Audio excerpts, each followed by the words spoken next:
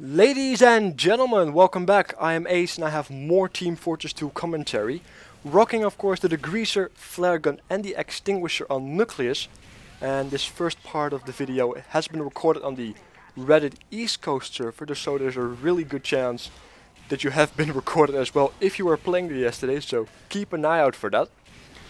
But the main topic of this video is of course the Pyro loadout. And before I say anything else, I want you to realize that I am saying these things from a competitive perspective or just a general, more serious gameplay perspective.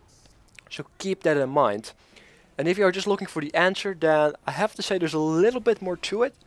But if you are really eager to have only an answer, then you should be fine with degreaser, flare gun or shotgun, and of course the extinguisher. But I do recommend to listen to why this is, so you understand why you have to pick those weapons. Because there is a certain logic behind it. Starting off with the primary weapons. There are currently 4 primary weapons in game, I believe. The backburner, Velocinator, flamethrower and the degreaser. And if you understand how a pyro works, you understand that the air blast is the most powerful utility and a powerful tool the pyro has. Sacrificing that with the Velocinator is stupid. Also the Velocinator has been banned in most, if not all leagues, so ignore that weapon. The backburner has a gimped air blast because it's really expensive and you run really fast out of ammo when you do use it. Which actually means it can be used against you to render you useless as a pyro. Assuming that the enemy team has classes that use projectiles to force you to use their air blast. Which is kinda annoying. So the only 2 things you can actually pick that have a proper use for a pyro are the flamethrower, that's the stock flamethrower, and the degreaser. And the reason why the degreaser is superior to the flamethrower is because the way the pyro of course does damage, which is of course igniting your enemy, then following up with an air blast, and then use your secondary and of course your melee weapon to do that burst damage, which usually kills all classes, if not most of them. And being able to do that faster thanks to a faster weapon switch is a lot more significant than doing that slower but having 1 more damage for each afterburn tick. Especially if you consider your secondaries. So remember, degreaser, best way to go. And if you talk about secondaries, if you use the flare gun or the detonator, afterburn damage doesn't matter, because it does have the same afterburn damage as the flamethrower. So if you really think that you really want the afterburn damage, but still want to have the quick switch of weapons, of course, then you probably should go with the flare gun like I do, or the detonator. But there's a whole different story behind the detonator, and we'll get there in a second. The man melter is useless because you can already extinguish people with your main, as well as it doesn't do crits, and you want that burst damage. Which is really important, especially if you like a flare gun mechanic, then you really want to use the regular flare gun because it does 90 damage on full crit when your targets are on fire. Really nice, and as you can see in this video, it proves to be worthy. The regular shotgun is usually used in close quarter combat, so it kind of depends on the map, as well as it is used against other pyros with more results than a regular flare gun does, of course. And if you are having open maps, then you probably want to use the flare gun, because that makes sense, because the flare gun reaches further, so you can harass people further, as well as still doing decent damage from close range. It's just that the shotgun from close range is a little bit more superior. The reserve shooter is unfortunately banned due to the bug with the hitboxes that the environment has, like for example with stairs, so ignore the reserve shooter. And the only thing we have left is the detonator, and the detonator purely depends on the map and your playstyle. Do you really want to flank people and catch them off guard and, well, hit them hard with your extinguisher?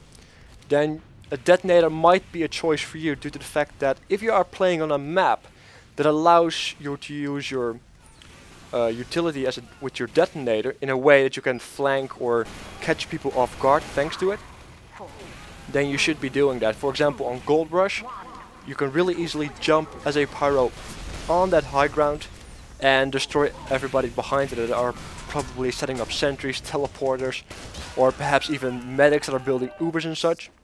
really nice to do it as a pyro, and it really messes them up. But if that's not the case, then I recommend you either use the flare gun or the shotgun all the time.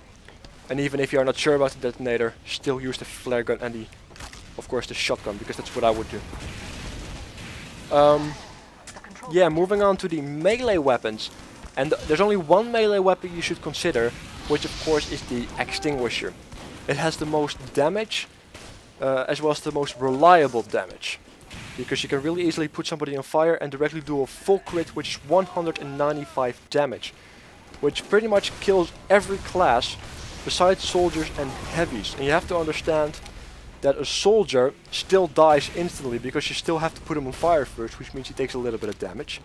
And then you follow up with an extinguisher, which means he's dead. And heavies die in 2 hits, assuming that no class of course is overhealed, because that's a whole different story.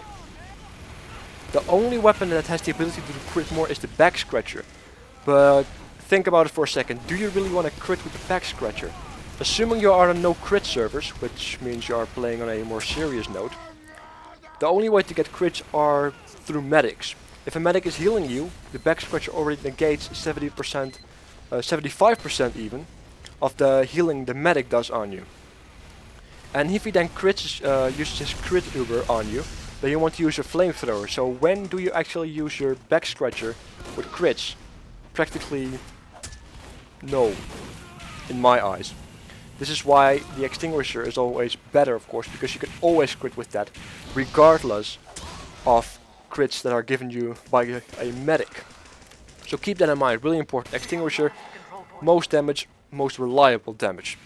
The only thing that you can consider is the home wrecker if you really want to use it to help your NG, but even so, if you are a good pyro, you can keep those spies at bay, and then you just want to use your extinguisher to quickly kill them, instead of trying to help out the NG that should be alive regardless and trying to save his own sentry nest, which is not really your job. But I can understand that certain points and certain maps require you to help out, but at the end of the day, when the enemy team is past that point, you will switch out the home wrecker for the extinguisher once again.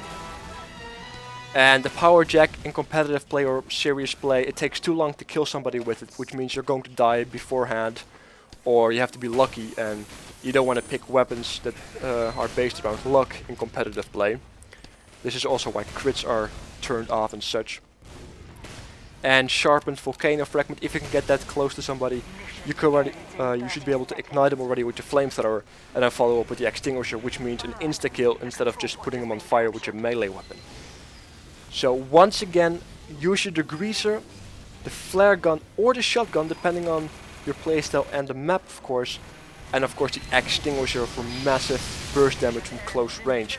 And that pretty much sums up this video, guys. I hope you found it informative.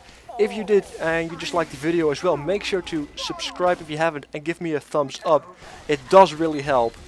And stay tuned to my Facebook, there will be a Steam group coming up soon, as well as some more information about some other stuff, so keep an eye on that. And then we'll catch you guys in my next video. See ya.